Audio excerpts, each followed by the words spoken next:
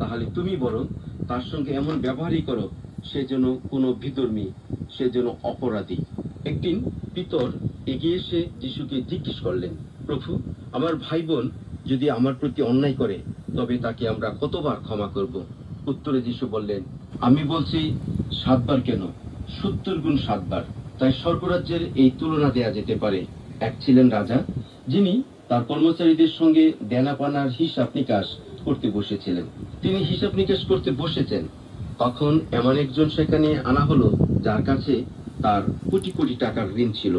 লোকটার সেই ঋণ শোধ করবার ক্ষমতা ছিল না। তাই তার মনিব হুকুম দিলেন তাকে, তার স্ত্রী পুত্রদের এবং তার যা কিছু আছে সমস্ত বিক্রি করে যেন তার ঋণটা পরিশোধ করে দেওয়া হয়। সেই কর্মচারী তখন তার পায়ে লুটিয়ে পড়ে বলল, আমাকে একটু সময় দিন, আমি সমস্তই শোধ করে দেব।